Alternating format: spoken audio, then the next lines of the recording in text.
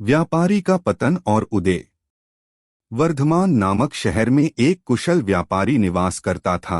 जब उस राज्य के राजा को उसकी कुशलता के बारे में पता चला तो राजा ने उसे अपने राज्य का प्रशासक बना दिया। व्यापारी की कुशलता से आम जनता से लेकर राजा तक सभी प्रभावित थे।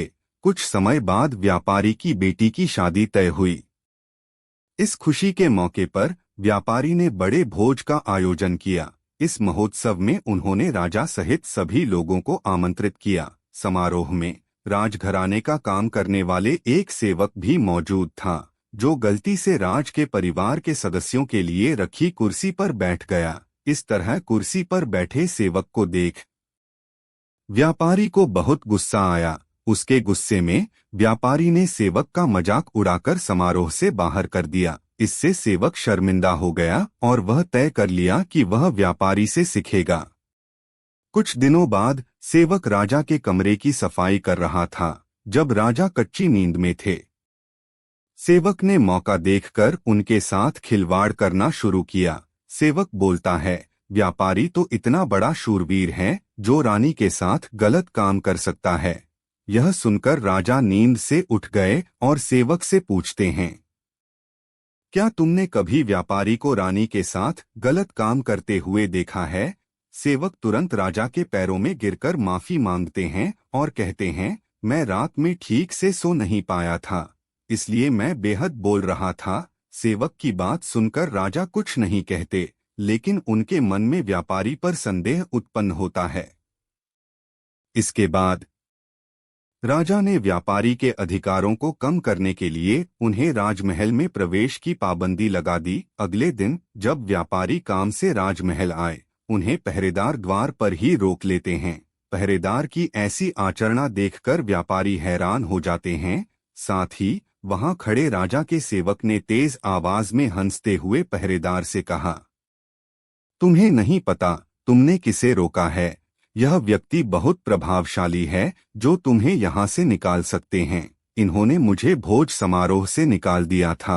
सेवक की बात सुनकर व्यापारी को यह समझ में आता है कि वह सेवक उसके बारे में झूठ बोल रहा है और उसे खुद पर शर्म आती है। इसके बाद राजा ने व्यापारी को महल में बुलाकर उनके अधिकारों को पुनः स्थापित कर दिया। व्यापारी ने सेवक से माफी मांगी और उन्हें अपने घर बुलाया। उन्होंने सेवक को सम्मानपूर्ण रूप से भोज कराया और उसे बताया कि उनका व्यवहार गलत था। साथ ही व्यापारी ने सेवक को अपने घर में आने के लिए आमंत्रित किया। सेवक को व्यापारी के सम्मानपूर्ण व्यवहार से खुशी हुई और उसने कहा, आपकी परेशानी के लिए मुझे खेद है। मैं जल्दी ही राजा से आपका सम्मान पुनः प्राप्त करवा दूंगा।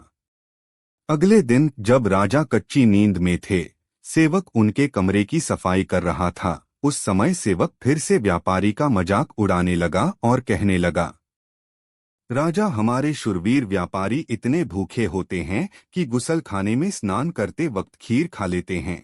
इस बात को सुनकर राजा नींद से उठे और सेवक से क्रोधित होकर कहने लगे, तुमने मेरे बारे में ऐसा कैसे कहा? राजा के क्रोध को देखकर सेवक उनके पैरों में गिरकर माफी मांगते हैं और कहते हैं, महाराज, रात को मैं ठीक से सो नहीं पाया था, इसलिए मैं बेहद बोल रहा था।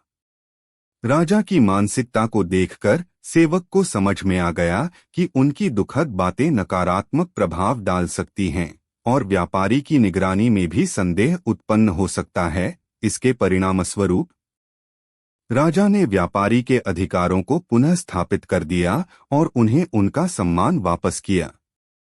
यह कहानी हमें यह सिखाती है कि हमें किसी को नीचा दिखाने या मजाक उड़ाने की बजाय सभी का सम्मान करना चाहिए। आपसी सभ्यता और समरसता से ही समृद्धि और समाज में अच्छाई आ सकती है। अगर हम दूसरों की बजाय उनके गुणों और सामर्थ्य की प्रशंसा करें, तो हम एक उत्तम समाज की दिशा में कदम बढ़ा सकते हैं।